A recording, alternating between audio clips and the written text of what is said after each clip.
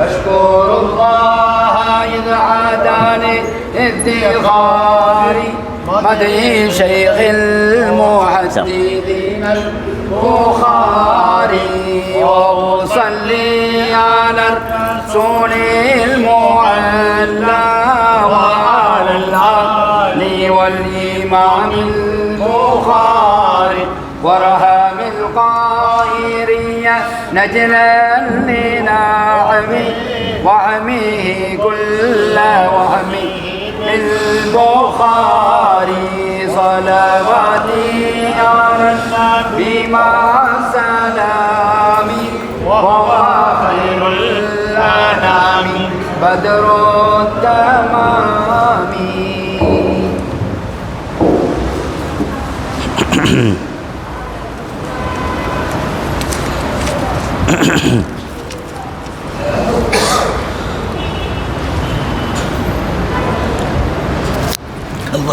السلام عليكم ورحمة الله وبركاته.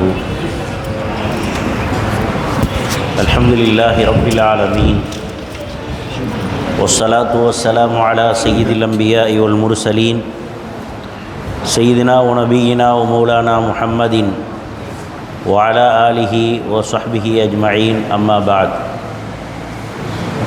فقد قال الله تعالى في كلامه المجيد والفرقان الحميد: أعوذ بالله من الشيطان الرجيم، بسم الله الرحمن الرحيم.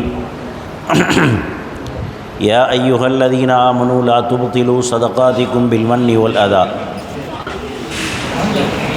وقال نبينا صلى الله عليه وسلم: من تصدق بعدل تمرة من كسب طيب ولا يقبل الله إلا الطيب وإن الله يقبله ثم يربيها كما يربي أحدكم فلوه حتى يكون مثل الجبل أو كما قال صلى الله عليه وسلم. وقال أيضا صلى الله عليه وسلم: أفضل الجهاد حج مبرور.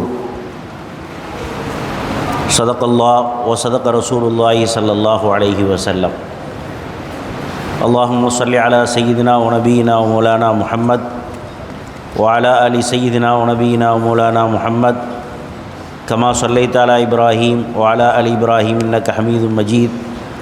اللهم بارك على سيدنا محمد وعلى آل سيدنا محمد كما باركت على إبراهيم وعلى آل إبراهيم إنك حميد مجيد. புனிதமான புகாரி ஷரீஃப் ஓதப்படக்கூடிய சிறந்த பாரம்பரியமிக்க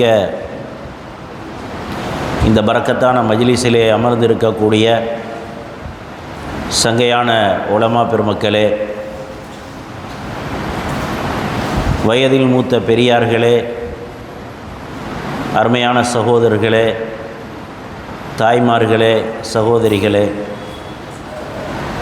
அல்லாஹு தாலாவுடைய ஒரு பெரிய ஒரு மகத்தான அருள்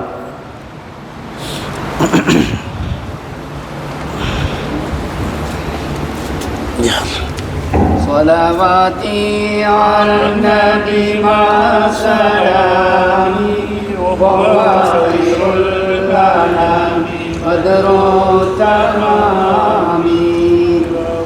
الله والإمام البخاري الإمام المحدثين البخاري ورحم القاهرين نجلا إلى وحبه كل وحبه البخاري.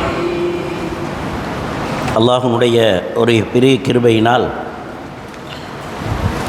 இந்த பரக்கத்தான மஜ்லிஸிலே அமர்ந்து நாயகம் ஸல்லல்லாஹு அலைஹி வஸல்லம் அவர்களுடைய முபாரக்கான ஹதீதுகளை ஓதக்கூடிய, அதனுடைய விளக்கங்களை கேட்பதற்குரிய வாய்ப்பை அல்லாஹ் நமக்கு வழங்கி இருக்கிறான்.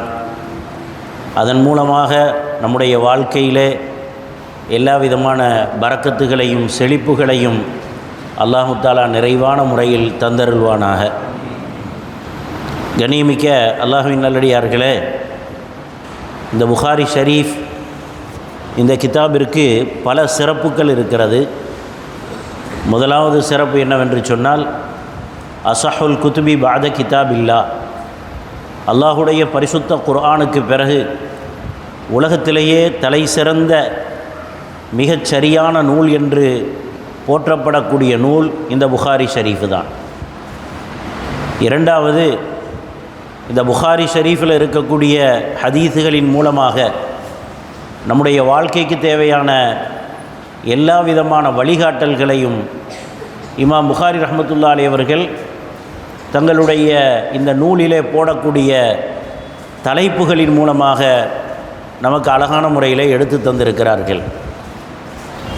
மூன்றாவதாக, இந்த புகாரி ஷரீஃபுக்கு அல்லாஹ் தஆலா கொடுத்திருக்கக்கூடிய ஒரு சிறப்பு என்னவென்று சொன்னால், இதை ஓதுவதின் மூலமாக, ஓத கேட்பதின் மூலமாக பலாய் முசீபத்துகளிலிருந்து அல்லாஹ் பாதுகாப்பு தருகிறான்.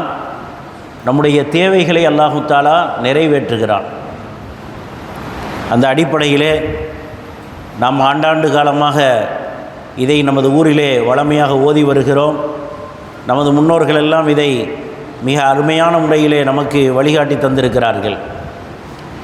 இன்று ஓதப்பட்ட இந்த பகுதியிலே முக்கியமான 2 செய்திகளை இமாம் புகாரி ரஹ்மத்துல்லாஹி அலைஹி அவர்கள் பதிவு செய்திருக்கிறார்கள். முதலாவது விஷயம், சுருக்கமாக முதலாவது விஷயம் ஜகாத்தை பற்றியும் சதகாக்களை பற்றியும், தான தர்மங்களை பற்றியும். இரண்டாவது விஷயம், ஹஜ்ஜினுடைய அதனுடைய நோக்கமும் முக்கியத்துவமும் சட்டதிட்டங்களும். ஜகாத்துடைய விஷயங்கள் உங்களுக்கு முன்னால் ஆலிம் அவர்களால் சொல்லித்தரப்பட்டது. இமாம் புகாரி ரஹ்மத்துல்லாஹி அலைஹி அவர்கள் சதகாவுடைய விஷயத்தில் சொல்லும் பொழுது ஒரு செய்தியை நமக்கு பதிவு செய்கிறார்கள்.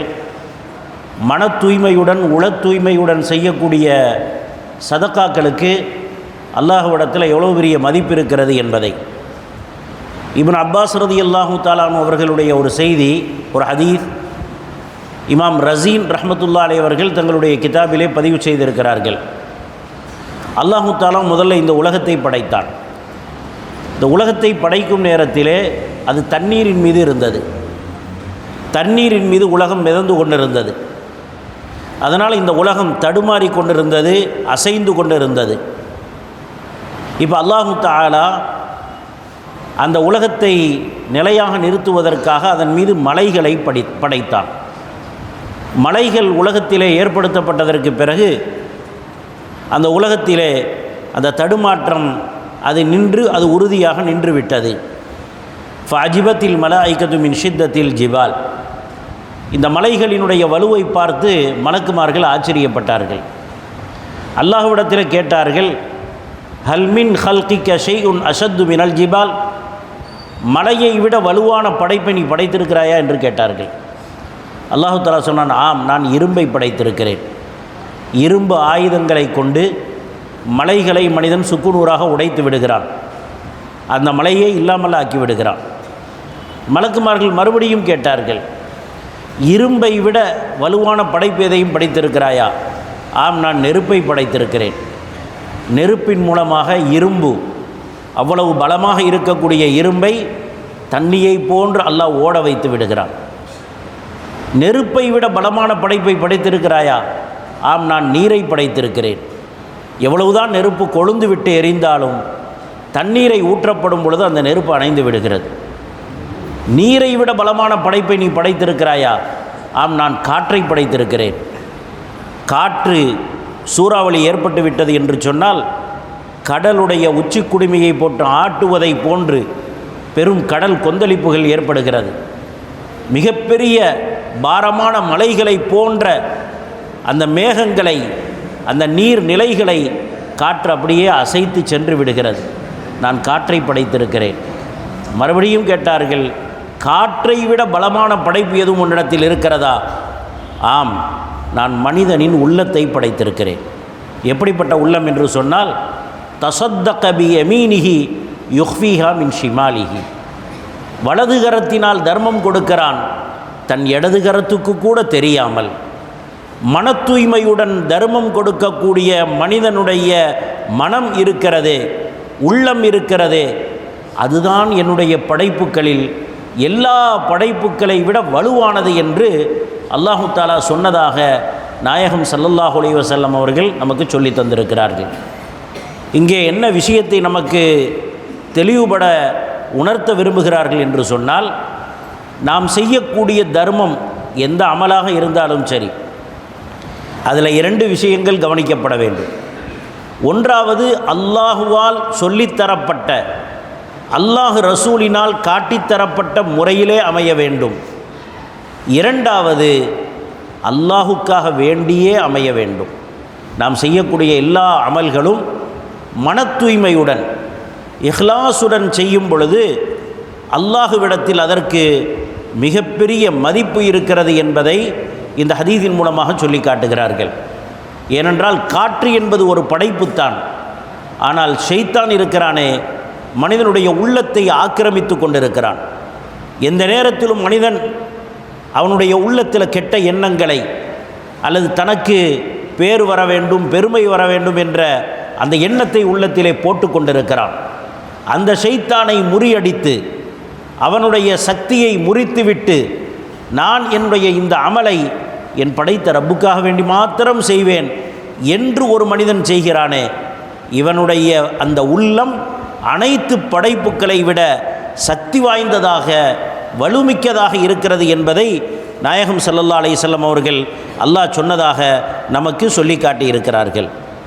ஒரு ஹதீஸிலே வருகிறது, பெருமானா ஸல்லல்லாஹு அலைஹி வஸல்லம் அவர்கள் சொன்னார்கள், நாளை மறுமையில் கடுமையான வெயில் தகித்து கொண்டிருக்கக்கூடிய அந்த நேரத்திலே அல்லாஹு தாலா தன்னுடைய அரிசின் நிழலிலே 7 பேருக்கு விசேஷமான நிழலை வழங்குகிறான். அதில் ஒரு நபரை பற்றி சொன்னார்கள், ரஜுலுன், ஒரு மனிதர், தஸத்தக பிஸதகத்தின், அவர் ஒரு தர்மம் செய்கிறார், அது தன்னை தவிர வேறு யாருக்கும் தெரியாத விதத்திலே மன தூய்மையுடன் செய்கிறாரே, அவரும் ஒருவர் என்று பெருமானா ஸல்லல்லாஹு அலைஹி வஸல்லம் அவர்கள் சொல்லித் தருகிறார்கள். இமாம் புகாரி ரஹ்மத்துல்லாஹி அலைஹி அவர்கள் இந்த இடத்துல ஒரு தலைப்பை போடுகிறார்கள், அல்லாஹுவிடத்தில் நாம் செய்யக்கூடிய தர்மமாக இருந்தாலும் சரி அல்லது அமல்களாக இருந்தாலும் சரி, ஏற்றுக்கொள்ளப்பட வேண்டுமென்றால் அது மன தூய்மையுடன் இருக்க வேண்டும். அது ரொம்ப மிக முக்கியமானது. இரண்டாவது, நாம் செய்யக்கூடிய தர்மம் ஏற்றுக்கொள்வதற்கு நம்முடைய சம்பாத்தியம் ஹலாலான முறையிலே இருக்க வேண்டும். அதைத்தான் தலைப்பிலே போடுகிறார்கள். நாம் செய்யக்கூடிய இந்த தர்மம் ஹலாலான முறையிலே இருக்க வேண்டும் என்பதற்குரிய தலைப்பு, லா யக்பலுல்லாஹு ஸதகத்தம் மின் குலூலின், மோசடி செய்த பொருளாதாரத்திலே மோசடி செய்த பொருள்களிலிருந்து செய்யக்கூடிய தர்மத்தை அல்லாஹு தஆலா ஏற்றுக்கொள்ள மாட்டான். அந்த ஹதீஸை கொண்டு வருகிறார்கள் இமாம் புகார் ரஹ்மத்துல்லாஹி அலைஹி அவர்கள்.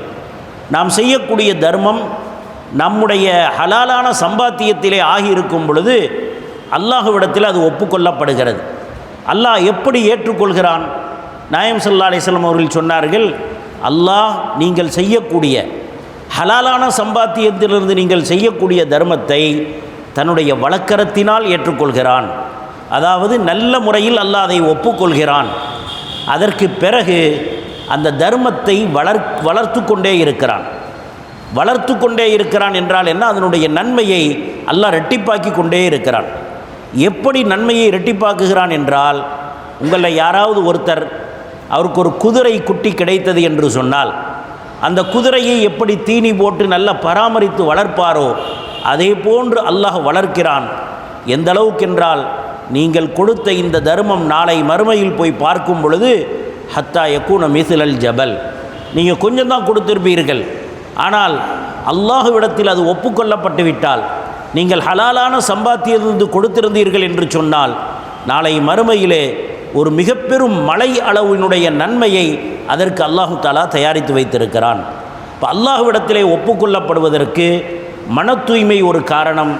இரண்டாவது, நம்முடைய சம்பாத்தியம் ஹலாலான முறையில் இருக்க வேண்டியது, அதுவும் அடிப்படையான காரணமாக இருக்கிறது. அல்லமா முல்லா அலி காரி ரஹ்மத்துல்லாஹி அலைஹி அவர்கள் தங்களுடைய நூலிலே ஒரு சம்பவத்தை பதிவு செய்கிறார்கள். ஷேக் அலி அல் முத்தகி ரஹிமஹுல்லா அவர்கள் மிகப்பெரிய ஒரு முஹத்தீஸ். அவரிடத்தில் ஒருத்தர் சொன்னாராம், பெரிய ஒரு செல்வந்தர் சொன்னாராம், நான் நல்ல ஒரு தர்மம் செய்ய வேண்டும் என்று நினைக்கிறேன். நல்ல பொருத்தமான ஒரு தர்மம் செய்ய வேண்டும், அல்லாஹ் ஒப்புக்கொள்கிற மாதிரி சந்தோஷப்படுற மாதிரி நான் ஒரு தர்மம் செய்ய வேண்டும் என்று நினைக்கிறேன் என்று சொல்கிறார். அப்போ ஷேக் அவர்கள் சொன்னார்கள், நீ உன்னுடைய சம்பாத்தியத்தை நல்ல முறையில் அமைத்து கொண்டால் நீ செய்யக்கூடிய தர்மமும் அது அல்லாஹ்விடத்தில் ஒப்புக்கொள்ளப்படக்கூடிய முறையிலே ஆகிவிடும். அதனால் உன் சம்பாத்தியத்தை நீ பரிசுத்தமாக ஆக்கிக்கொள், நீ செய்யக்கூடிய தர்மத்தை அல்லாஹ் முழுமையான முறையிலே கபூல் செய்து விடுவான். இப்போ அவர் சொல்லியிருக்கிறார், இல்லை என்கிட்ட நிறைய பணம் இருக்குது, அவர்கிட்ட பலவிதமான சம்பாத்தியம் இருந்துச்சு, இப்போ அவருக்கு ஆசை எப்படியாவது ஒரு தர்மம் செய்யணும்னு சொல்லி, என்கிட்ட நிறைய பணம் இருக்கிறது, நான் இப்போ தர்மம் செஞ்சே ஆகணும். அப்போ ஷேக் அவர்கள் சொன்னார்கள், நீ வெளியில் போ, உன்னுடைய பார்வைக்கு யார் ரொம்ப தகுதியானவராக தெரிகிறாரோ, உன்னுடைய தர்மத்துக்கு தேவையானவராக இருக்கிறார், அவர்கிட்ட போய் நீ கொடுத்துரு அப்படின்னு சொன்னாங்க. இவர் வெளியில் வர்றார். வந்தால் ஒரு கண் தெரியாத ஒரு குருடர் யாசகம் கேட்டுக்கொண்டு இருக்கிறார். நல்ல பார்க்கும்போது ரொம்ப பரிதாபமாக தெரிகிறார். இப்போ இவர் பார்த்தார், இவர் தான் இதற்கு ரொம்ப தகுதியானவர் என்று சொல்லி ஒரு பெரும் தொகையை அவருக்கு தர்மமாக கொடுத்து விட்டு சென்று விட்டார். மறுநாள் அந்த இடத்திற்கு அவர் திரும்பி வருகிறார். வந்து கொண்டிருக்கும்போது அந்த கண் தெரியாத குருடர் மற்றவரிடத்தில் பேசி கொண்டிருப்பதை பார்க்கிறார். அவர் என்ன சொன்னார், எனக்கு ரொம்ப நாளைக்கு பிறகு பணம் கிடைத்தது, பொருளாதாரம் கிடைத்தது, நான் ரொம்ப நாளைக்கு பிறகு மது அருந்தினேன், அந்த பணத்திலே ஒரு தவறான நடத்தையுடைய ஒரு பெண்ணோடு என் இரவை கழித்தேன் என்று அவர் பேசி கொண்டிருக்கிறார். இவருக்கு மனசில் ரொம்ப கவலை ஏற்பட்டது. ஆஹா, நம்ம நல்லவர் நினச்செல்லாம் கொடுத்தோம், இந்த மாதிரி ஆயிருச்சே. நேராக ஷேக் அவர்களிடத்திலே வருகிறார். வந்து சொன்னார், நான் ஒரு தர்மம் கொடுத்தேன், ஆனால் அது தவறான நபர்கிட்ட மாட்டிக்கிருச்சு. இப்போ ஷேக் அவர்கள் சொன்னார்கள், தன்னுடைய ஜேபிலிருந்து ஒரு பணத்தை எடுத்து, ஒரு திரகத்தையோ தீனாரையோ எடுத்து இவர் கையில் கொடுத்து, வெளியில் போங்க, யார் உங்களுடைய கண்ணில் முதலில் படுகிறாரோ அவர் கையில் இதை கொடுத்துருங்க அப்படின்னு சொன்னார். வெளியில் வர்றார். வந்தவுடன் பார்த்தால் ஒரு பெரிய மனிதர், பார்க்கறதுக்கு நல்ல கண்ணியமானவராக தெரிகிறார், வசதி படைத்தவரை போன்று தெரிகிறார். இப்போ இவர்கிட்ட இந்த பணத்தை கொடுக்கிறதா இல்லையா, இவர் வாங்குவாரா வாங்க மாட்டாரா சந்தேகம் இருந்தாலும் ஷேக் அவர்கள் சொல்லிவிட்டார்கள். நேராக அவரை கூப்பிட்டு வேகமாக போய் அவர் கையில் அந்த பணத்தை கொடுத்தார். வாங்கியவர் வேகமாக அதை வாங்கி கொண்டார். வாங்கி கொண்டு விட்டு ஓடி ஓடி தன்னுடைய வீட்டிற்கு சென்றார். வீட்டிற்கு சென்று விட்டு வெளியே வந்தார். அதற்கு பிறகு கடை வீதிக்கு சென்றார். இப்போ இந்த செல்வந்தர் அவருக்கு பின்னாடியே போகிறார், என்ன நடக்குதுன்னு பார்க்குறார். அதுக்கு பிறகு அவர்கிட்ட கேட்டார், என்ன உங்களுடைய விஷயத்தை கொஞ்சம் எனக்கு சொல்ல முடியுமா என்று கேட்டார். ஆம், நான் சொல்கிறேன். நாங்கள் நாயகம் ஸல்லல்லாஹு அலைஹி வஸல்லம் அவர்களுடைய குடும்பத்தைச் சேர்ந்தவர்கள். நாங்கள் பசி பட்டினியோடு எங்களுடைய காலத்தை கழித்து கொண்டிருக்கிறோம். சாப்பிடுவதற்கு எங்களிடத்தில் எந்த உணவும் இல்லை. ரொம்ப நாளைக்கு பிறகு என்னுடைய வீட்டில் இருக்கக்கூடிய பெண் குழந்தைகளுக்கு செத்த பிராணி சாப்பிடுவதற்கு கிடைத்தது. நாங்கள் மரண தருவாயில் இருக்கிறோம், வேறு வழியில்லாமல் இருக்கிறோம். அந்த பிராணியை சாப்பிடுவதற்கு நாங்கள் தயாராகிவிட்டோம். அந்த நேரத்தில் தான் அல்லாஹு தாலா உங்களின் மூலமாக இந்த தர்மத்தை தந்தான். உடனே அல்லாஹுடைய உதவி கிடைத்து விட்டதினால் நான் ஓடோடி என்னுடைய வீட்டிற்கு சென்று அந்த செத்ததை சாப்பிட்டு விடாதீர்கள், ஹலாலான உணவை அல்லாஹ் எனக்கு தந்துவிட்டான் என்பதை சொல்வதற்குத்தான் வீட்டுக்கு சென்றேன். கடை வீதியில் சென்று பொருள்களை வீட்டுக்கு வாங்கி வருகிறேன் என்று சொன்னார். அப்பொழுதுதான் ஷேக் அவர்கள் சொன்னார்கள், எந்த தர்மம் ஹலாலான சம்பாத்தியத்தை கொண்டு கொடுக்கப்படுகிறதோ அந்த தர்மம் அல்லாஹுவிடத்திலே முழுமையான முறையிலே ஒப்புக்கொள்ளப்படுகிறது. அல்லாஹுவிடத்திலே முழுமையான முறையிலே ஒப்புக்கொள்ளப்படுகிறது என்பதற்கு அடையாளம், தகுதியுடையவர்களுக்கு அல்லாஹு தாலா முழுமையான முறையில் அதை கொண்டு போய் சேர்த்து விடுகிறான். அதைத்தான் இமாம் புகாரி ரஹ்மத்துல்லாஹி அலைஹி அவர்கள் இன்றைய பாடத்தினுடைய ஒரு தலைப்பாக போட்டு இந்த ஹதீஸை இமாம் புகாரி ரஹ்மத்துல்லாஹி அலைஹி அவர்கள் அறிவிக்கிறார்கள். யார் ஒருவர் ஒரு பேரிச்சம்பளத்தினுடைய ஒரு துண்டை தர்மம் செய்கிறாரோ, நல்ல சம்பாத்தியத்திலிருந்து பேரித்தம்பளத்தினுடைய ஒரு பகுதியை தர்மம் செய்கிறாரோ, அல்லாஹு தாலா அதை கண்ணியமான முறையில் ஏற்றுக்கொண்டு அதனுடைய நன்மையை அல்லாஹு தாலா வளர்த்து கொண்டே இருக்கிறான் என்பதாக இந்த செய்தியை சொல்லி தந்திருக்கிறார்கள். இரண்டாவது விஷயம், தர்மம் செய்வது என்பது அது மனிதனுக்கு கிடைத்த மிகப்பெரிய பாக்கியம். சதக்காக்கள், சதக்கா என்ற வார்த்தையை எதை காட்டுகிறது என்று சொன்னால், லிசித்கிர் ரக்பதி ஃபி சவாபில்லா, ஒருவன் தர்மத்தை கொடுக்கிறான் என்றால் அல்லாஹ் எனக்கு நன்மை தருகிறான் என்பதனுடைய உண்மையான ஆசை இருப்பதினால்தான் அவனுடைய உள்ளம் உண்மையாக இருப்பதினால்தான் அவன் சதக்காக்கள் செய்கிறான். அதனால தான் அதுக்கு பேர் சதக்கா என்ற வார்த்தை சொல்லப்பட்டது. அப்போ சதக்கா செய்வதன் மூலமாக அல்லாஹுவினுடைய அன்பு கிடைக்கிறது, நெருக்கம் கிடைக்கிறது. நாயகம் ஸல்லல்லாஹு அலைஹி வஸல்லம் அவர்கள் சொன்னார்கள், உலகத்தில் 2 பேர் மீது மட்டும் பொறாமை கொள்ளலாம், வேறு யார் மீதும் பொறாமப்படுறதுக்கு அனுமதி கிடையாது. ஒரு ஆள் யார்? அவருக்கு அல்லாஹு தஆலா குர்ஆனுடைய ஞானத்தை கொடுத்திருக்கிறான், மார்க்க விளக்கத்தை கொடுக்கிறான், குர்ஆனை அல்லாஹ் கொடுத்திருக்கிறான், இரவும் பகலுமாக குர்ஆனை கொண்டு குர்ஆனை ஓதிக்கொண்டிருக்கிறார், அதை கொண்டு அமல் செய்து கொண்டிருக்கிறார். இவரை பார்த்து நம்ம நினைக்கலாம், யா அல்லாஹ் அவரை மாதிரி நானும் ஆகக்கூடாதா என்று. இரண்டாவது ஒருத்தர் அல்லாஹ் நல்ல வசதி வாய்ப்புகளை கொடுத்திருக்கிறான், அந்த வசதி வாய்ப்புகள் தான் மட்டும் பயன்படுத்தாமல் சமுதாயத்திற்கு பயன்படுத்தக்கூடிய விதத்திலே நல்ல தர்மம் செய்யக்கூடியவராக அல்லாஹ் அவரை ஆக்கி வைத்திருக்கிறான். இவரை பார்த்தும் நாம் ஆசைப்படலாம், யா அல்லாஹ் இது போன்ற தர்ம பிரபுவாக நானும் இருக்கக்கூடாதா, தர்மம் செய்யக்கூடியவனாக நான் இருக்கக்கூடாதா என்று நாம் ஆசை வைக்கலாம். நாயகம் ஸல்லல்லாஹு அலைஹி வஸல்லம் அவர்கள் வியாபாரம் செய்பவர்களுக்கு ஒரு விஷயத்தை சொன்னாங்க.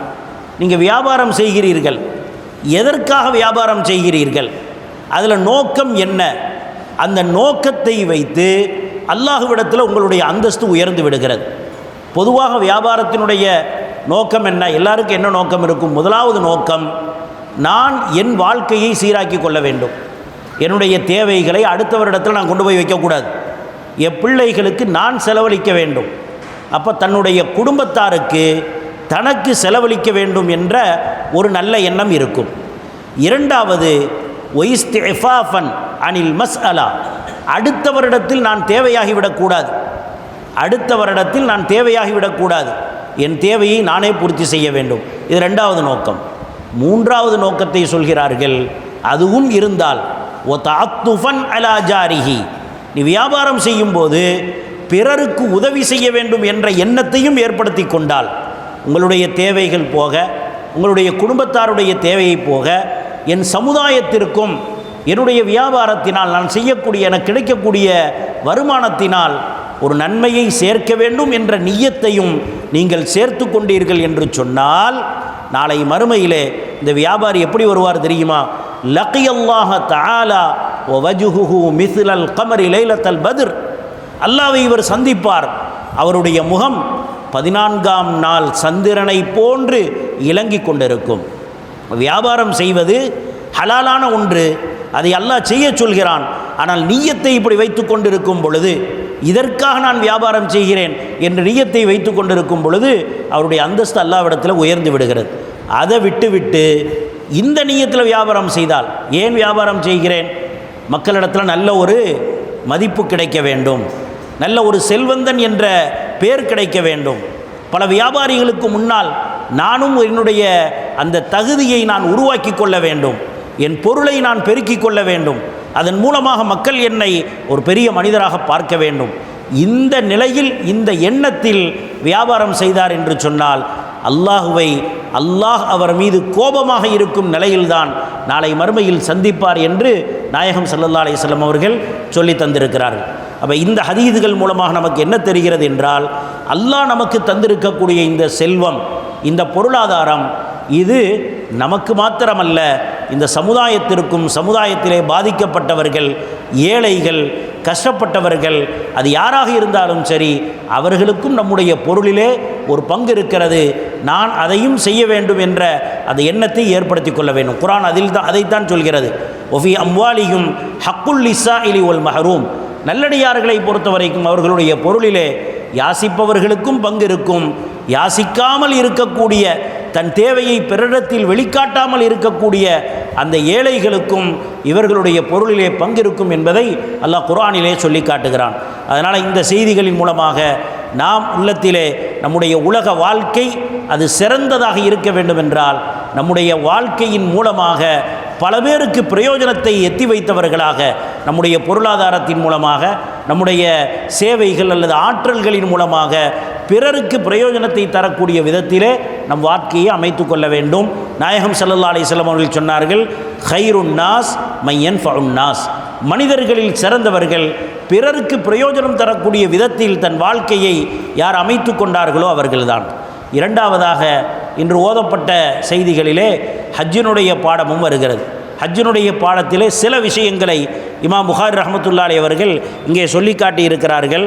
அதில் குறிப்பாக இந்த ஹரம் ஷரீஃப் மக்கா காபாவினுடைய அது ஆரம்பிக்கப்பட்டது எப்படி என்பதை பற்றி மட்டும் ஒரு தலைப்பை போட்டிருக்கிறார்கள். இப்ராஹிம் அலைஹிஸ்ஸலாம் அவர்கள் சொன்ன அந்த விஷயம், அவர்களும் அவர்களுடைய குடும்பத்தாரும் செய்த தியாகம். இப்ராஹிம் அலைஹிஸ்ஸலாம் அவர்கள் அல்லாஹ்விடத்திலே சொல்கிறார்கள், ஒய்து கால இப்ராஹிம் ரப்பி ஜஅல் ஹாதல் பலத ஆமினன் வஜுனுபுனி வபனிய அந்நஅபுதல் அஸ்னாம். இந்த செய்தியை இமாம் புகாரி ரஹ்மத்துல்லாஹி அலைஹி கொண்டு வந்திருக்கிறாங்க. இப்ராஹிம் அலைஹிஸ்ஸலாம் அவர்கள் இந்த ஊரை மக்காவை அமைக்கப்படக்கூடிய நேரத்திலே அங்கு தன்னுடைய மனைவியையும் இளம் மனைவியையும் தன்னுடைய பச்சிலம் பாலகனையும், அதுவும் ஒரே பையன்தான், அப்பந்தான் ஒரு மகன் கிடைத்திருக்கிறார். பல ஆண்டுகளுக்கு பிறகு, சில அறிவிப்பின் பிரகாரம் 90 வயதிற்கு பிறகு இப்ராஹிம் அலைஹிஸ்ஸலாம் அவர்களுக்கு இஸ்மாயில் அலைஹிஸ்ஸலாம் என்ற ஒரே மகன்தான் கிடைத்திருக்கிறார். அதுக்கு 13 வருடத்திற்கு பிறகுதான் இரண்டாவது மகன் இஸ்ஹாக் அலைஹிஸ்ஸலாம் கிடைக்கிறார். இப்போ இஸ்மாயில் அலைஹிஸ்ஸலாம் அவர்கள் அப்பந்தான் கிடைச்சிருக்கிறாங்க, பச்சிலம் பாலகனாக இருக்கிறார்கள். பாலஸ்தீனம் எங்கே இருக்கிறது, இந்த மக்கா எங்கே இருக்கிறது, அங்கே கொண்டு போய் விட்டு வர சொல்கிறான் அல்லாஹ். விட்டு வருகிறார்கள். அந்த மனைவியை இறக்கி கீழே இறக்கி விட்டு விடுகிறார்கள். அந்த மனைவி கேட்டார்கள், இலாயின யா செய்யிதி, என் கணவரை எங்கே விட்டுட்டு போகிறீங்க, யாரும் இல்லாத இந்த இடத்துல நான் யாரோட போய் இருப்பேன் என்று அந்த பெண்மணி கேட்கிறார்கள். இப்ராஹிம் அலைஹிஸ்ஸலாம் ஒன்றுமே பதில் சொல்லவில்லை, அவர்கள் போய்கிட்டே இருக்கிறாங்க. அப்போ அந்த அம்மையார் கேட்டாங்க, உங்களுடைய ரப்பு இதை ஏவுனானா? ஆம், என்னுடைய ரப்பு தான் இதை சொன்னான். உடனே அவர்கள் சொன்னார்கள், இதன் லையுதையனா, அல்லாஹ் எங்களை கைவிட மாட்டான், நீங்கள் போங்கன்னு சொல்லிட்டாங்க. அந்த இப்ராஹிம் அலைஹிஸ்ஸலாம் அவர்கள் கொஞ்சம் தூரம் போனதற்கு பிறகு அல்லாஹ்விடத்தில் துஆ செய்கிறாங்க. ரப்பி இன்னி அஸ்கந்து மின் துர்ரியத்தி பிவாதின் கைரி தி ஸர்இன் இன்த பைத்திக்கல் முஹர்ரம். யா அல்லாஹ், என்னுடைய வம்ச வழியை, என்னுடைய பிள்ளையை, என்னுடைய குடும்பத்தை இந்த மனித சஞ்சாரம் இல்லாத, எந்த மரம் செடி கொடி இல்லாத இந்த பாலைவனத்திலே நான் விட்டுட்டு போகிறேன். யா அல்லாஹ், எதுக்காக வேண்டி நான் விட்டுட்டு போகிறேன்? ரப்பனா லியுகீமுஸ் ஸலா, யா அல்லாஹ், இந்த உலகத்தில் தொழுகை நிலைநிறுத்தப்பட வேண்டும், உலக மக்கள் அத்துணை பேரும் உன்னை வணங்கக்கூடியவர்களாக இருக்க வேண்டும் என்ற ஒரே நோக்கத்திற்காக நான் இந்த காரியத்தை செய்கிறேன். யா அல்லாஹ், இவர்களை நீ கைவிட்டு விடாதே. ஃபஜ்அல் அஃபீதத்தம் மினன் நாஸ், மக்களின் உள்ளங்களை தஹ்வீ இலைஹிம், இந்த ஊர் வாசிகளின் பக்கம் திரும்பக்கூடியதாக ஆக்கிவிடு. இப்ராஹிம் அலைஹிஸ்ஸலாம் துஆ செஞ்சாங்க. ஒரு ஸுகுஹும் மின ஸமராத், பல வர்க்கங்களை இவர்களுக்கு கொடுப்பாயாக துஆ செய்துவிட்டு போனார்கள். அல்லாஹ் அந்த துஆவை ஏற்றுக்கொண்டான். காபத்துல்லா அங்கே நிர்மாணிக்கப்பட்டது. உலகத்தினுடைய அத்துணை மக்களும் அங்கே போக வேண்டும் என்ற ஆசை கொள்கிறார்கள். அப்படிப்பட்ட ஒரு நகரமாக ஆக்கி வைத்து விட்டான். எல்லா வகையான பல வர்க்கங்களும், பழம் அங்கே விளையாவிட்டாலும் கூட உலகத்திலே கிடைக்கக்கூடிய அனைத்து விதமான பழங்களையும் அல்லாஹ் அங்கே கிடைக்கிற மாதிரி ஆக்கி வைத்து விட்டான். அப்போ நாம் செய்யக்கூடிய தியாகம், இப்ராஹிம் அலைஹிஸ்ஸலாம் அவர்கள் செய்த தியாகம் அல்லாஹுக்கு எவ்வளவு பிடித்தமானதாக ஆகிவிட்டது என்று சொன்னால், அல்லாஹு தாலா இன்று வரைக்கும் கியாமத்து நாள் வரைக்கும் அவர்கள் செய்த தியாகங்கள் ஒவ்வொன்றையுமே அதை அல்லாஹ் மக்கள் அமல்களின் மூலமாக செய்யக்கூடிய விதத்தில் ஆக்கிட்டான். இப்ராஹிம் அலைஹிஸ்ஸலாத்தினுடைய மகாம் இப்ராஹிமை இன்று வரைக்கும் அல்லாஹ் பாதுகாத்து வைத்திருக்கிறான். காபத்துல்லாவை கட்டும் பொழுது அவர்கள் நின்ற கல் இன்று வரைக்கும் அப்படியே இருக்கிறது. அவர்களுடைய மனைவி செய்த அந்த தியாகத்தினால் வந்த ஜம்சம் தண்ணீர் இன்று வரைக்கும் மக்கள் அதை பயன்படுத்தி கொண்டிருக்கிறார்கள். கியாம நாள் வரைக்கும் வற்றாத ஜீவநிதியாக அது வந்து கொண்டே இருக்கிறது. அவர்கள் தொங்கோட்டம் ஓடினார்கள், மக்களையும் ஓடச் சொல்லப்பட்டது. ஷைத்தானுக்கு கல்லெறிந்தார்கள், அதை ஹாஜிகள் எறிந்து கொண்டிருக்கிறார்கள். அப்போ அவர்கள் செய்த அந்த தியாகத்தினால் அல்லாஹு தாலா இவ்வளவு மகத்தான அமலை தந்தான். எந்த அளவுக்கு என்று சொன்னால், நபிகள் நாயகம் ஸல்லல்லாஹு அலைஹி வஸல்லம் அவர்கள் சொன்னார்கள், பெண்களை பார்த்து சொன்னார்கள், அஃதலுல் ஜிஹாதி ஹஜ்ஜுன் மப்ரூர். உங்களுக்கு ஜிஹாது கடமை இல்லை, ஆனால் உங்களுக்கு இருக்கக்கூடிய சிறந்த ஜிஹாத் என்னவென்று சொன்னால் ஹஜ்ஜுன் மப்ரூர், ஒப்புக்கொள்ளப்பட்ட ஹஜ்ஜு தான் என்று நாயகம் ஸல்லல்லாஹு அலைஹி வஸல்லம் அவர்கள் சொல்லி காட்டியிருக்கிறார்கள். இப்படி இந்த வாசிக்கப்பட்ட பாடங்களிலே சதகாவுடைய விஷயங்களும் ஹஜ்ஜினுடைய விஷயங்களையும் இமாம் புகாரி ரஹ்மத்துல்லாஹி அலைஹி அவர்கள் நமக்கு இந்த பாடத்திலே சொல்லி தந்திருக்கிறார்கள். இன்றைய தினம் நாம் நம்முடைய முன்னோர்களில் மிக சிறந்த ஒரு வரலாற்று நாயகர், மிகப்பெரிய வலியுல்லா, குத்துபுல் ஹிந்த் என்று சொல்லப்படக்கூடிய ஹாஜா முஈனுத்தீன் சிஷ்தி ரஹ்மத்துல்லாஹி அலைஹி அவர்களுடைய வாழ்க்கை வரலாறு. ஏனென்றால் இதே ரஜபு பிறை 6 தான் அவர்களுடைய ஒஃபாத் ஏற்பட்டது. அவர்களுடைய வரலாறை நாம் விளங்கிக் கொள்வது குறிப்பாக ஒவ்வொரு இந்திய முஸ்லிம்களுக்கும் மிக பெரும் ஒரு நல்ல ஒரு வாழ்க்கையின் முன்மாதிரியாக இருக்கிறது என்பதை நாம் விளங்கிக் கொள்ள வேண்டும். ஹாஜா மொயினுத்தீன் சிஸ்தி ரஹ்மத்துல்லாஹி அலைஹி அவர்கள் அஜ்மீரிலே அடங்கி இருக்கக்கூடிய இவர்களுடைய சேவை என்ன, எங்கிருந்து வந்தவர்கள், எப்பொழுது பிறந்தவர்கள்? ஹிஜ்ரி 536 சீஸ்தான் என்ற பகுதி, அதாவது குராசானுக்கு பக்கத்தில் இருக்கக்கூடிய ஈரானுடைய அந்த பாரசீக நாட்டில் இருக்கக்கூடிய குராசானுக்கு பக்கத்தில் இருக்கக்கூடிய சீஸ்தான் என்ற பகுதியிலே அவர்கள் பிறந்தார்கள். ஹிஜ்ரி 536 அந்த ஊரின் பக்கம் இணைத்து தான் அவர்களை சிஸ்தி என்ற வார்த்தையை பயன்படுத்துவதாக நாம் பார்க்கிறோம். அவர்களுக்கு பல பெயர்கள் சொல்லப்படும். ஹுஜ்ஜத்துல் அவுலியா, சுல்தானுல் அவுலியா, அதே போன்று அத்தா உர் ரசூல், அதே போன்று அவர்களுக்கு கூறப்படக்கூடிய சிறப்பு பேர் தான் கரீப் நவாஸ், ஏழை பங்காளி என்ற வார்த்தையோடையே அவர்கள் அறிமுகப்படுத்தப்பட்டார்கள். அப்படித்தான் அந்த மக்களினால் அழைக்கப்பட்டார்கள். இவர்களுடைய குடும்பம் சாதாத்துமார்களுடைய குடும்பம். இவர்களுடைய தாயும் தந்தையும் சாதாத்துமார்களுடைய குடும்பத்தைச் சேர்ந்தவர்கள். செய்தனா ஹுசைன் ரலியல்லாஹு தஆலா அவர்களுடைய 16வது பரம்பரையிலே உதித்தவர்கள்தான் ஹாஜா மொயினுத்தீன் சிஸ்தி ரஹ்மத்துல்லாஹி அலைஹி அவர்கள். இவர்களுடைய காலத்தில் வாழ்ந்தவர்கள்தான் ஆன்மீக குருநாதர் கௌசுல் ஆலம் முஹியுத்தீன் அப்துல் காதர் ஜீலானி ரலியல்லாஹு தஆலா அவர்கள். 2 பேரும் சொந்தக்காரர்கள். ஒரு அறிவிப்பின் பிரகாரம் மாமா மகனாக அல்லது சாட்சியின் மகனாக சகோதரர்களாக இருந்திருக்கிறார்கள் 2 பேருமே. ஹாஜா மொயினுத்தீன் சிஸ்தி ரஹ்மத்துல்லாஹி அலைஹி அவர்களை விட முஹியுத்தீன் அப்துல் காதர் ஜீலானி ரலியல்லாஹு தஆலா அவர்கள் வயதிலே மூத்தவர்களாக இருந்தார்கள். எனவே அவர்களிடத்திலும் இவர்கள் தங்களுடைய அந்த ஆன்மீக பாதையை படித்திருக்கிறார்கள் என்பதை வரலாறு நமக்கு சொல்லி காட்டுகிறது. ஹாஜா மொயினுத்தீன் சிஸ்தி ரஹ்மத்துல்லாஹி அலைஹி அவர்கள் 9 வயதில் குர்ஆனை மனப்பாடம் செய்து விட்டார்கள். சிறிய வயதிலேயே மிகப்பெரிய செல்வந்த குடும்பத்தைச் சேர்ந்தவர்கள். அவர்களுடைய தந்தையாருக்கு அந்த ஊரினுடைய மிகப்பெரிய தலைவராக இருந்தார். மிகப்பெரிய சொத்துக்கள் அவர்களுக்கு இருந்தது. இருந்தாலும் கூட நல்ல அஹ்லாக்கான முறையில் வளர்க்கப்பட்டதினால் சிறிய வயதிலேயே குர்ஆனை மனனம் செய்து விடுகிறார்கள். மார்க்க கல்வியை படிச்சுக்கிட்டு இருக்கிறாங்க. அந்த நேரத்திலே 15வது வயதிலே தந்தை அவர்கள் ஒஃபாத்தாகி விடுகிறார்கள். இப்போ தந்தை ஒஃபாத்தானவுடன் இவர்களுடைய வாழ்க்கையில் ஒரு பெரிய ஒரு பின்னடைவு ஏற்படுகிறது.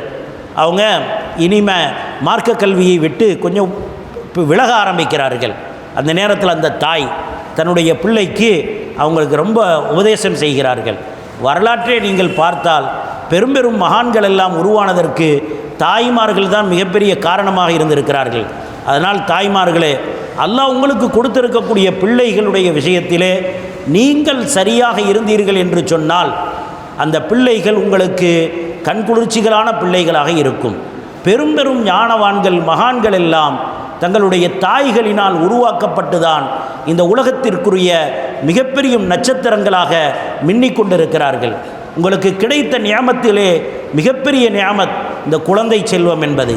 அதை வீணடித்து விடாதீர்கள், அதை பாதுகாத்து கொள்ளுங்கள். அந்த பிள்ளைகளை எப்படி நீங்கள் உருவாக்கப் போகிறீர்கள் என்பது உங்களுடைய கையில் தான் இருக்கிறது. அப்போ அந்த அம்மையார் தன்னுடைய மகனிடத்திலே அவருக்கு நல்ல தைரியம் ஊட்டுகிறார்கள். மகனே, உன் தந்தையின் கனவு என்ன தெரியுமா? நீ தலை சிறந்த அறிஞனாக மாற வேண்டும். நீ இந்த உலகத்திற்கே ஒரு மிகப்பெரிய முன்னோடியாக ஆக வேண்டும். அதற்குத்தான் அவர் இவ்வளவு கவலைப்பட்டார். நீ அவர் வஃபாத்தாகி விட்டதினால் நீ மனம் சோர்ந்து விடாதே, தளர்ந்து விடாதே. நீ மறுபடியும் தீனுடைய மார்க்கத்தினுடைய கல்வியை படி என்று உற்சாகமூட்டினார்கள்.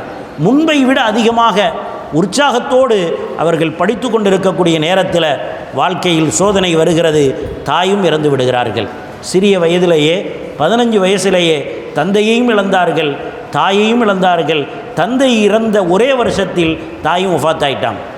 இப்போ அவர்களுடைய வாழ்க்கையில் பெரிய விரக்தி. தந்தை இவ்வளோ பெரிய சொத்துக்களை விட்டு சென்றிருக்கிறார். இந்த சொத்துக்களை எல்லாம் எப்படி பாதுகாப்பது? வயது சிறிய வயது, வேறு உடன் பிறந்தவர்கள் யாரும் இல்லை. இப்பொழுது தங்களுடைய தந்தையினுடைய சொத்துக்களை கவனித்து கொண்டிருக்கிறார்கள். ஒரு மிகப்பெரிய திராட்சை மர தோட்டம் இருந்தது அவர்களிடத்தில். தினமும் அங்கே போவாங்க, அந்த தோட்டத்தை கவனிப்பார்கள். இப்பொழுதுதான் அல்லாஹு தாலா அவர்களுடைய வாழ்க்கையில் ஒரு திருப்பு முனையை தருகிறான், ஒரு பெரியாரின் மூலமாக. ஷேக் இப்ராஹிம் கந்தோசி ரஹ்மத்துல்லாஹி அலைஹி அவர்கள் அந்த பக்கமாக போயிட்டுருக்கிறாங்க. இவங்க தோட்டத்தில் உட்கார்ந்துருக்கிறாரு. இந்த சிறுவர் தோட்டத்திலே உட்கார்ந்து தோட்டத்தை பார்த்து கொண்டிருக்கிறார். அந்த மகான் அப்படி போகிறத பார்த்துடுறாங்க. பார்த்தோன்னே அவருக்கு சந்தோஷம், இந்த மகானை எப்படியாவது அவருடைய பரக்கத்தை பெற வேண்டும் என்று சொல்லி நேராக ஓடி போய் அவர்களிடத்தில் போய் துவா வாங்குறாங்க, சலாம் சொல்கிறாங்க. சின்ன பிள்ளை தான் இருந்தாலும் அந்த பெரியாரின் மீது அன்பினால் அவரிடத்துல போய் சலாம் கொடுக்குறாங்க, துவா வாங்குறாங்க. அந்த பெரியாரும் துவா செய்கிறாங்க. துவா செய்யிட்டு போகிறாங்க. அப்போ இவர்கள் சொன்னார்கள், கொஞ்ச நேரம் என் இடத்துக்கு வாங்க, எங்கள் வீட்டுக்கு வந்து என் தோட்டத்துக்கு வந்து நீங்கள் வந்து உட்கார்ந்துட்டு போனால் தான் எனக்கு சந்தோஷமாக இருக்கும் அப்படின்னு சொல்கிறார். அப்போ ஷேக் இப்ராஹிம் ரஹமத்துல்லாஹி அவர்கள் உள்ளே வந்துடுறாங்க. வந்து இவருடைய சொல்லை கேட்டுட்டு கொஞ்ச நேரம் உட்கார்ந்துருக்கிறாங்க. தன்னுடைய தோட்டத்திலிருந்து பழங்களை எல்லாம் பறித்து ஒரு பெரிய தட்டில் வச்சு அந்த ஷேக் முன்னாடி கொண்டு வர்றாங்க. அவரும் நல்ல சந்தோஷமாக அதை சாப்பிட்றாங்க. சாப்பிட்டு முடித்ததுக்கு பிறகு தன்னுடைய பழைய பையிலிருந்து ஒரு ரொட்டி துண்டை எடுத்து இவரிடத்தில் கொடுத்து, நீங்கள் இதை சாப்பிடுங்க, நீங்கள் தந்த விருந்துக்கு பகரமாக என்னுடைய விருந்தை நீங்கள் ஏற்றுக்கொள்ளுங்கள் என்று சொன்னார்கள். அந்த பெரியார் போயிட்டாங்க. அவர்கள் அதை சாப்பிட்டார்கள். அதற்கு பிறகு அல்லாஹ் அந்த பெரியாருடைய பரக்கத்தினால் அவர்களுடைய வாழ்க்கையில் பெரிய மாற்றத்தை கொடுத்து விட்டான். அவர்களுடைய உள்ளத்தில் அல்லாஹ் பெரிய மாற்றத்தை கொடுத்து விட்டான். தங்களுடைய எல்லா சொத்துக்களையும் அவர்கள் விற்றார்கள். விற்றதற்கு பிறகு எல்லாவற்றையும் தர்மம் செய்தார்கள்.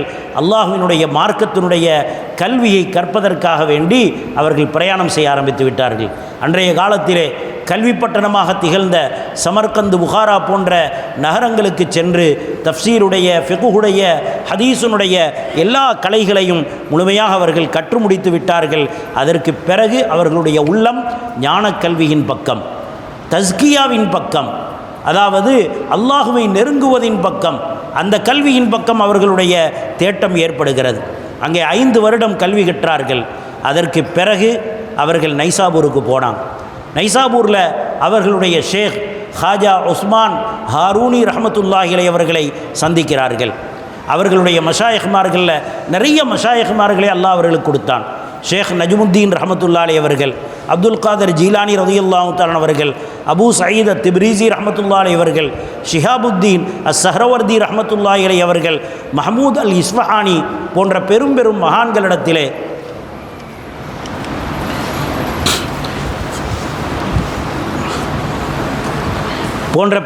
மகான்களிடத்திலே அவர்கள் தங்களுடைய இந்த ஞான கல்வியை அவர்கள் பெற்றுக்கொண்டார்கள். அதற்கு பிறகு அவர்களுடைய பிரயாணம் தொடர்கிறது.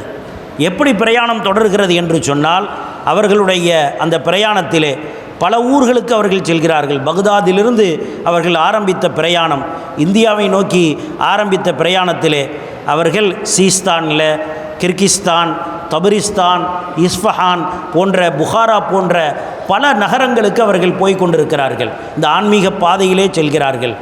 இந்த போகக்கூடிய நேரத்தில்தான் அவர்களுடைய ஒரு மகத்தான ஒரு சீடர் ஹாஜா குத்புத்தீன் பக்தியார் காக்கி ரஹமத்துல்லாஹி அலைஹி அவர்கள், குத்புத்தீன் பக்தியார் காக்கி ரஹமத்துல்லாஹி அலைஹி அவர்கள் இவர்களுடைய சீடர்.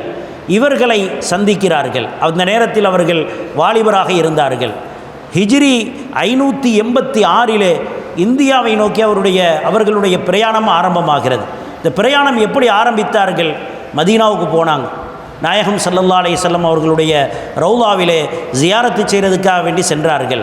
பெருமானா ஸல்லல்லாஹு அலைஹி வஸல்லம் அவர்களுடைய சுப செய்தி அவர்களுக்கு கிடைத்தது, நீங்கள் இந்தியாவிற்கு செல்லுங்கள், அங்கே உங்களிடத்தில் வேலை வாங்கப்படும், உங்களுடைய சேவை அங்கே தேவை இருக்கிறது. பெருமானா ஸல்லல்லாஹு அலைஹி வஸல்லம் அவர்களுடைய சுப செய்தியை பெற்றுக்கொண்டு அவர்கள் இந்த பிரயாணத்தை ஆரம்பிக்கிறார்கள். அப்படியே தொடர்ந்து வந்து கொண்டிருக்கும் பொழுது அவர்கள் பல்குக்கு வருகிறார்கள். ஷேக் அஹ்மத் பல்கி ரஹ்மத்துல்லாஹி அலைஹி அவர்களோடு சந்திப்பு ஏற்படுகிறது. அதற்கு பிறகு அண்டை நாட்டில் இருக்கக்கூடிய லாகூருக்கும் வந்து விடுகிறார்கள். அங்கே இருந்து கிட்டத்தட்ட 40 நாள் தங்கி அங்கே இருக்கக்கூடிய மக்களுக்கு ஆன்மீக விஷயங்களை சொல்லிக் கொண்டிருக்கிறார்கள். கிட்டத்தட்ட 30 நாடுகளுக்கு மேலாக இந்த தீனை பரப்புவதற்காக வேண்டி, இந்த ஆன்மீகத்தை பரப்புவதற்காக வேண்டி ஹாஜா முஈனுத்தீன் சிஷ்தி ரஹ்மத்துல்லாஹி அலைஹி அவர்கள் சென்றிருக்கிறார்கள். லாகூரில் போய் இருக்கிற நேரத்தில்தான் அங்கே இந்தியாவிலிருந்து வந்திருந்த கோரி முகம்மதினுடைய படை இவர்களை வழியிலே சந்திக்கிறார்கள். கோரி முகம்மது அவர் சொல்கிறார், இவர்களுடைய பிரயாணத்தை பற்றி கேள்விப்பட்டு சொல்கிறார், நீங்கள் இந்தியாவிற்கு போவதாக சொல்கிறீர்கள், நீங்கள் வரக்கூடிய எல்லா இடங்களிலும் முஸ்லிம்கள் நிறைந்த இடமாக இருந்தது. அதனால் உங்களுக்கு எந்த பிரச்சனையும் ஏற்படவில்லை. ஆனால் நீங்கள் எந்த நாட்டுக்கு போகிறீர்களோ அங்கே குஃபுரும் ஷிர்க்கும் துல்மத்தும் மிக அதிகமாக பரவி கிடக்கிறது. அங்கே ஒரு மன்னன் ஆட்சி செய்து கொண்டிருக்கிறான். பிருத்விராஜ் என்று சொல்லப்படக்கூடிய, பிருத்விராஜ் சௌஹான் என்று சொல்லப்படக்கூடிய ஒரு மன்னனின் ஆட்சி நடந்து கொண்டிருக்கிறது. மிக மூர்க்கத்தனம் கொண்டவர்கள். நாங்கள் பல போர்களை அவர்களிடத்திலே செய்துவிட்டோம், அவர்களை வெற்றி கொள்ள முடியாமல் தான் நாங்கள் திரும்பி வந்து கொண்டிருக்கிறோம். எனவே நீங்கள் உங்களை பாதுகாத்து கொள்ளுங்கள் என்று காஜா மொயினுதீன் சிஸ்தி ரஹமத்துல்லாஹி அவர்களிடத்தில் அந்த மன்னர் எச்சரிக்கிறார். காஜா மொயினுதீன் ரஹமத்துல்லாஹி அவர்கள் சொன்னார்கள், நீங்கள் அந்த மனிதர்களுடைய உடல்களை வெல்வதற்கு சென்றீர்கள், நான் செல்வது அவர்களுடைய உடல்களை வெல்வதற்கல்ல, உள்ளங்களை வெல்வதற்கு நான் சென்று கொண்டிருக்கிறேன். ஏனென்றால் எனக்கு நாயகம் ஸல்லல்லாஹு அலைஹி வஸல்லம் அவர்களிடமிருந்து சுப செய்தி கிடைத்திருக்கிறது. இந்த பகுதியில் நான் தீனுடைய சேவையை செய்ய வேண்டும் என்று நான் பணிக்கப்பட்டிருக்கிறேன். எனவே அந்த சேவைக்காக வேண்டி நான் செல்கிறேன். அவர்களுடைய நாட்டை பிடிப்பதற்கோ வேறு எந்த நோக்கத்திற்கோ நான் செல்லவில்லை. காஜா மொயினுதீன் சிஸ்தி ரஹமத்துல்லாஹி அலைஹி அவர்கள் அப்படியே வருகிறார்கள். அவர்கள் வந்து மக்களிடத்தில் மார்க்க பிரச்சாரத்தை செய்கிறார்கள். குறிப்பாக அந்த நேரத்தில் இந்தியாவுடைய நிலைமை எப்படி இருந்தது என்று சொன்னால், ஆதிக்க வர்க்கத்தினரினால், மேல்ஜாதி பிரிவினரினால் மிக மிக தாழ்வாக நடத்தப்பட்டவர்கள், ஜாதிய அடக்குமுறைகளினால் பாதிக்கப்பட்ட மக்கள் அவர்களுக்கு முன்னால் வந்து இந்த இஸ்லாத்தை சொல்லி சமத்துவத்தையும் சகோதரத்துவத்தையும் மனிதாபிமானத்தையும் மனித பண்புகளையும் நல்ல அஹ்லாக்குகளையும் இவர்கள் எடுத்து சொல்கிறார்கள். கூட்டம் கூட்டமாக மக்கள் இவர்களுடைய கரத்தை பிடித்து இஸ்லாத்தை ஏற்றுக்கொள்கிறார்கள். காஜா மொயினுதீன் சிஸ்தி ரஹமத்துல்லாஹி அவர்கள் இந்த இந்தியாவுக்கு காலடி வைப்பதற்கு முன்னால் இந்தியாவிலே இஸ்லாம் எப்படி இருந்தது? ஏதோ சில கடலோர பகுதிகளிலே, நம்முடைய ஊரை போன்ற கடலோர பகுதிகளிலே இருந்தது, அல்லது அங்கங்கே ஒரு சில பகுதிகளிலே இருந்தது. ஆனால் இவர்கள் வந்ததற்கு பிறகு அல்லாஹ் இந்த இஸ்லாத்தினுடைய ஜோதியை மிக பிரகாசமாக இந்த நாட்டிலே அல்லாஹ் பரவவிட்டான். நாளொரு மேடையும் பொழுதொரு வண்ணமுமாக கூட்டம் கூட்டமாக மக்கள் காஜா மொயினுதீன் ரஹமத்துல்லாஹி அலைஹி அவர்களுடைய கையை பிடித்து அவர்கள் இஸ்லாத்தை ஏற்றுக்கொண்டார்கள். வரலாறிலே எழுதப்படுகிறது, டெல்லியிலிருந்து அஜ்மீருக்கு வரக்கூடிய அந்த பிரயாணத்தில் மாத்திரம் காஜா மொயினுதீன் ரஹமத்துல்லாஹி அலைஹி அவர்கள் டெல்லியிலிருந்து அஜ்மீருக்கு வரக்கூடிய அந்த பிரயாணத்தில் மாத்திரம் 1,00,000க்கும் மேற்பட்டவர்கள் காஜா மொயினுதீன் சிஸ்தி ரஹமத்துல்லாஹி அலைஹி அவர்களுடைய கரத்தை பிடித்து இஸ்லாத்தை ஏற்றுக்கொண்டிருக்கிறார்கள். கிட்டத்தட்ட 90 லட்சத்திற்கும் மேற்பட்ட மனிதர்களை அவர்கள் மூலமாக அல்லாஹு தாலா ஹிதாயத்தை கொடுத்திருக்கிறான். டெல்லியில் அவர்கள் இருக்கக்கூடிய நேரத்தில் அங்கே இருந்த மக்கள் எல்லாம் அவர்களுடைய அந்த அஹ்லாக் நற்பண்புகள், அவர்களுடைய சேவைகளை பார்த்து கூட்டம் கூட்டமாக இஸ்லாத்துக்கு வந்துக்கிட்டு இருக்கிறாங்க. அப்போ அந்த டெல்லியில் இருந்த ஒரு மன்னன், காந்தாராவ் என்ற ஒரு மன்னன் இருந்தான். அவன் இப்படியே போயிட்டு இருந்தால் நம்முடைய ஆட்சி போயிருமோ அப்படின்னு பயந்து, நீங்கள் டெல்லியை விட்டு போங்க அப்படின்னு சொல்லிட்டான்.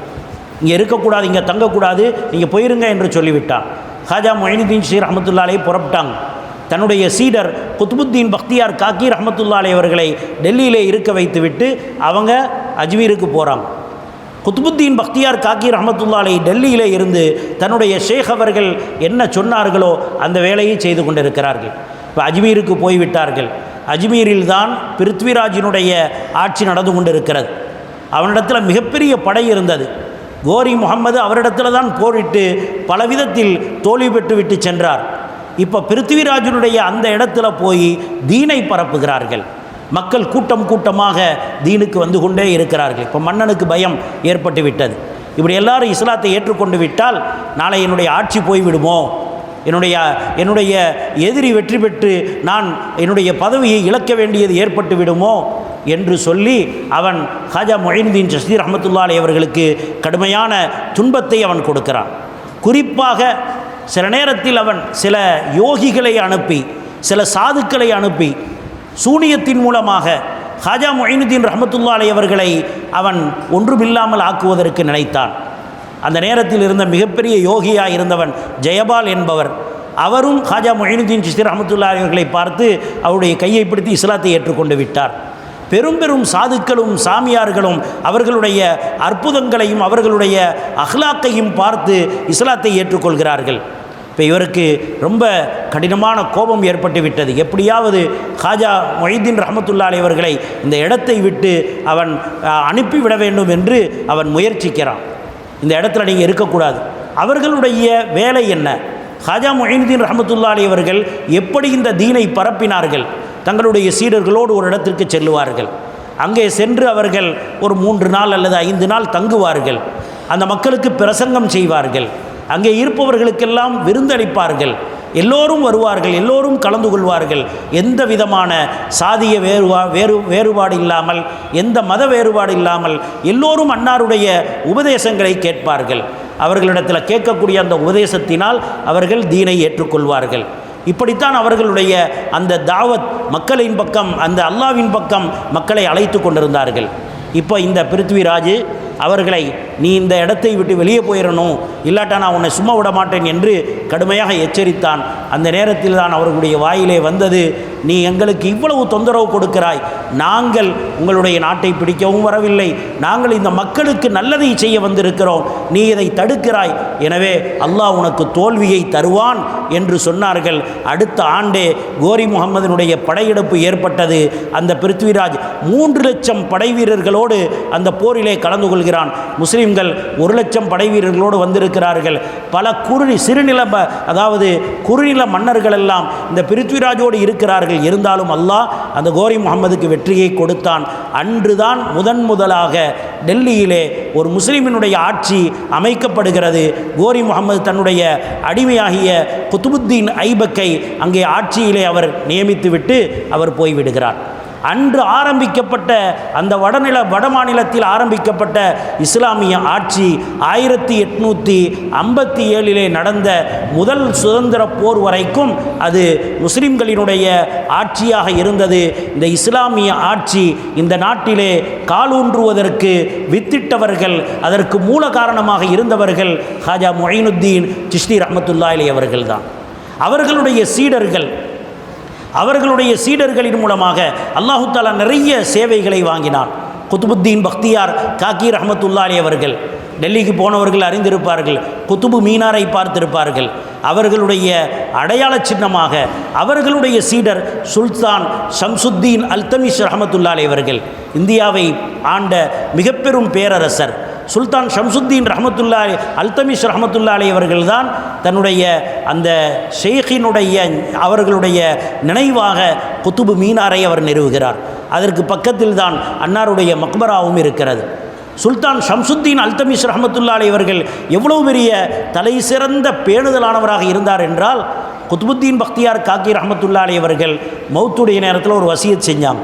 என்னுடைய ஜனாசாவை யார் தொழு வைக்கணும் அப்படிங்கிறதுக்கு வசியத் செஞ்சாங்க. 3 தன்மைகள் இருந்தவர் தான் என்னுடைய ஜனாசாவை தொழு வைக்கணும். பக்தியார் காக்கி ரஹ்மத்துல்லாஹி வசியத் செஞ்சுட்டு மௌத்தாயிட்டாங்க. என்ன 3 தன்மை? வயதுக்கு வந்ததிலிருந்து தஹஜ்ஜுத் தொழுகையை விட்டிருக்கக்கூடாது. 2வது, சுன்னத்தில் எந்த அளவுக்கு பேணுதலாக இருக்க வேண்டும் என்றால் அசருடைய முன் சுன்னத்தை கூட விட்டிருக்கக்கூடாது. 3வது, தன் வாலிப வயது வந்ததிலிருந்து இதுவரைக்கும் எந்த ஒரு அந்நிய பெண்ணையும் இச்சையுடன் பார்த்திருக்கக்கூடாது. இந்த 3 தன்மை உடையவர் தான் என்னுடைய ஜனாசாவை தொழு வைக்கணும்னு சொல்லிட்டு வசியை செஞ்சுட்டு போயிட்டாங்க. ஜனாசா வைக்கப்பட்டிருக்கிறது. வரலாறில் எழுதப்படுகிறது, பல்லாயிரக்கணக்கான அங்கே மக்கள் வந்து கூடியிருக்கிறார்கள். யாரும் இதற்கு முன்வரவில்லை. ஏன்னா யார்ட்டையும் இந்த 3 விஷயங்களும் இல்லை. உலமாக்களும் குர்ராக்களும் இருக்கிறார்கள், ஆனால் யாரும் முன்வரவில்லை. மாலை வேலையாகிவிட்டது. கடைசியாக யார் வந்தார் தெரியுமா? சுல்தான் ஷம்சுத்தீன் அல்தமிஷ் என்பவர் தான் வருகிறார். இந்தியாவினுடைய மிகப்பெரிய ஒரு பேரரசர் வருகிறார். அவர் ஹாஜா அவர்களை பார்த்து சொல்கிறார், எனக்கும் அல்லாஹுக்கும் தெரிந்த இந்த ரகசியத்தை மக்களுக்கு முன்னால் உடைத்து விட்டீர்களே என்று சொல்லி அவர் தொழ வைத்தார்.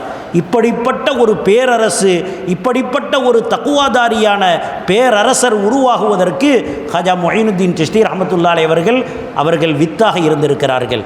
குத்புத்தீன் பக்தியார் காக்கி ரஹ்மத்துல்லாஹி அலைஹி அவர்களுடைய மாணவர் தான் பாபா ஃபரீதுத்தீன் கஞ்ச் ஷக்கர் ரஹ்மத்துல்லாஹி அலைஹி அவர்கள். அவர்களுடைய மாணவர் தான் சுல்தானுல் அவுலியா ஹசரத் நிசாமுத்தீன் ரஹ்மத்துல்லாஹி அலைஹி அவர்கள். அவர்கள் அந்த காலத்திலே இந்த மகான்களின் மூலமாக, இந்த சிஷ்டியாவினுடைய பெரியார்களின் மூலமாக அல்லாஹு தாலா இப்படிப்பட்ட மகத்தான செழிப்பை இந்த உலகத்திலே அல்லாஹ் ஏற்படுத்தினான். அல்லாஹ் ஹாஜா முஹியுத்தீன் சிஷ்தி ரஹ்மத்துல்லாஹி அலைஹி அவர்களுடைய அஹ்லாக் எப்படிப்பட்ட அஹ்லாக்! எல்லோரையும் அவர்கள் தங்களுக்கு கிடைத்த காலையில் அவங்களுக்கு நிறைய அன்பளிப்புகள் கிடைக்கும். அந்த அன்பளிப்புகள் எல்லாத்தையுமே மாலையில் எல்லாவற்றையும் பங்கு வைத்து விடுவார்கள். அபுல் ஃபதுல் என்பவர் தன்னுடைய ஆயினையே அக்பரி என்ற அக்பர்நாமா என்ற அந்த நூலிலே எழுதுகிறார். ஹாஜா முஹியுத்தீன் ரஹ்மத்துல்லாஹி அலைஹி அவர்கள் அஜ்மீர் என்ற ஒரு ஊரிலே இருந்தாலும் கூட, இந்தியாவினுடைய ஒரு மூலையிலே இருந்தாலும் கூட, தன்னுடைய மாணவர்களின் மூலமாக, சீடர்களின் மூலமாக முழு இந்தியாவிலும் அந்த மார்க்கத்தினுடைய பிரகாசத்தை அவர்கள் பரப்பிவிட்டார்கள் என்று எழுதுகிறார். அதே போன்று ஒரு வரலாற்றாசிரியர் எழுதுகிறார், தாரா ஷிக்வா.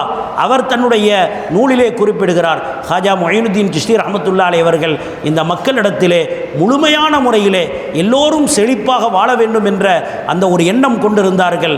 அதனால் மக்கள் அவர்களை நோக்கி படையெடுத்து வந்து கொண்டிருந்தார்கள். இப்படிப்பட்ட ஒரு மகான் அவர்களுடைய 96வது வயதிலே, இதே ரஜபு பிறை 6 அவர்களுடைய வஃபாத் ஏற்படுகிறது. அஜ்மீரிலே தன்னுடைய சீடர் பக்தியார் காக்கி ரஹ்மத்துல்லாஹி அலைஹி அவர்களை வரவழைக்கிறார்கள். எல்லாத்துக்கும் முன்னாடி அவர்களை தன்னுடைய இருப்பிடத்திலே அமர்த்தி விட்டு சொன்னார்கள், என்னுடைய காலம் முடிந்து விட்டது, அதற்கு பிறகு நீங்கள் இந்த மார்க்கத்திலே இந்த தீனிலே உறுதியாக இருந்து கொள்ளுங்கள் என்று பல வசியத்தை செய்துவிட்டு அவர்கள் தங்களுடைய அறைக்கு செல்கிறார்கள். செல்லும் பொழுது சொன்னார்கள், என்னை யாரும் தொந்தரவு செய்ய வேண்டாம், நான் என்னுடைய ரப்போடு இருக்கப் போகிறேன் என்று சொல்லிவிட்டு அறைக்கு சென்றார்கள். இரவு முழுவதும் அவர்களுடைய அறையிலிருந்து திக்ருடைய சப்தங்கள் வந்து கொண்டிருந்தது.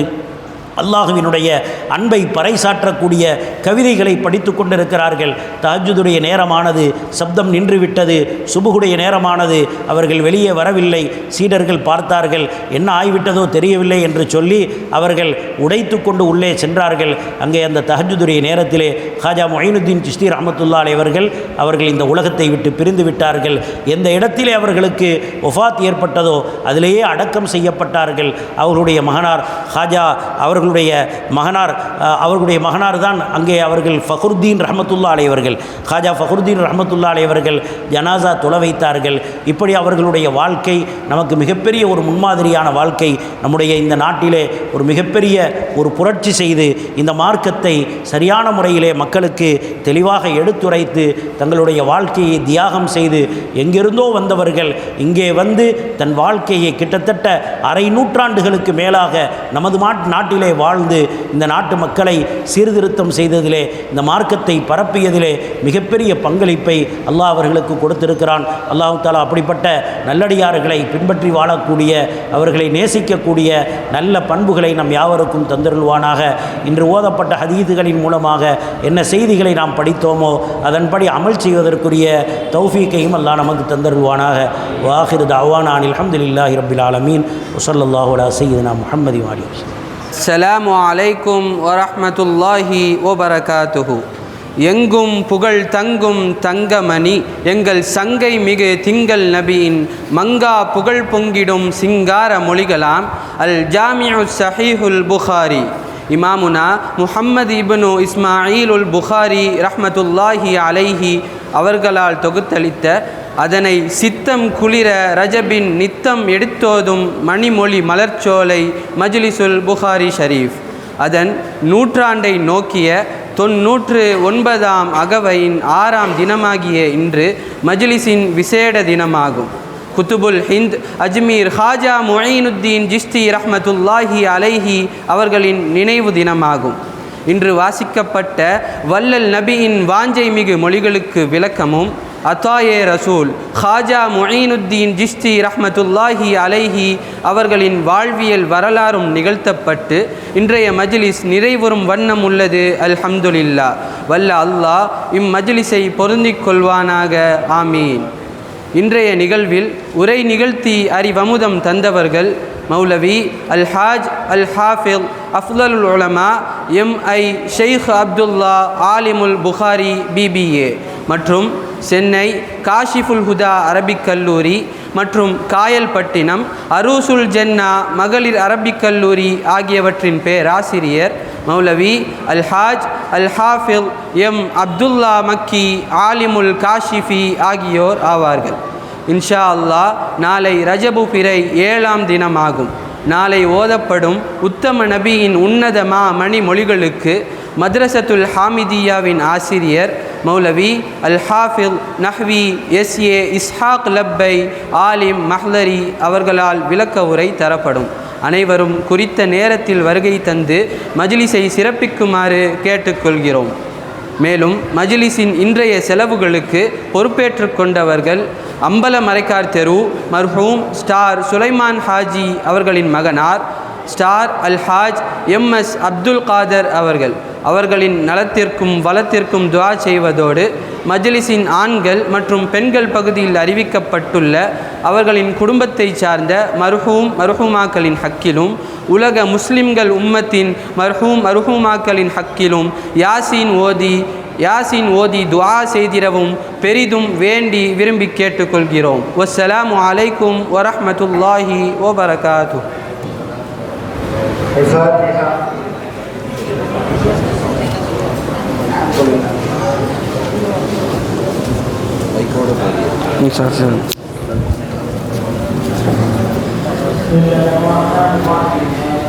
القرآن الحكيم إنك من المرسلين على صراط مستقيم تنزيل العزيز الرحيم لتنذر قوما ما أنذر آباءهم فهم غافلون لقد حق القول على أكثرهم فهم لا يؤمنون إنا جعلنا في أعناقهم أغلالا فهي للأذقان فهم مقمحون وجعلنا من بين أيديهم سدا ومن خلفهم سدا فأغشينا فهم لا يبصرون وسواء عليهم أنذرتهم أم لم تنذرهم لا يؤمنون إنما تنذر من اتبع الذكر وخشي الرحمن بالغيب فبشرهم بمغفرة وأجر كريم إنا نحن نحيي الموتى ونكتب ما قدموا وآثارهم وكل شيء أحصيناه في إمام مبين وضرب لهم مثلا أصحاب القرية إذ جاءها المرسلون إذا أرسلنا إليهم اثنين فكذبوهما فعززنا بثالث فقالوا إنا إليكم مرسلون قالوا ما أنتم إلا بشر مثلنا ما مثل الرحمن من شيء إن أنتم إلا تكذبون قالوا ربنا يعلم إنا إليكم لمرسلون ما علينا إلا البلاغ المبين قالوا إنا تطيرنا بكم لئن لم تنتهوا لنرجمنكم وليمسنكم منا عذاب عليم أوليس الذي خلق السماوات والأرض بقادر على أن يخلق مثلهم بلى وهو الخلاق العليم إنما أمره إذا أراد شيئا أن يقول له كن فيكون فسبحان الذي بيده ملكوت كل شيء وإليه ترجعون. الفاتحة. بالله من الشيطان الرجيم. بسم الله الرحمن الرحيم.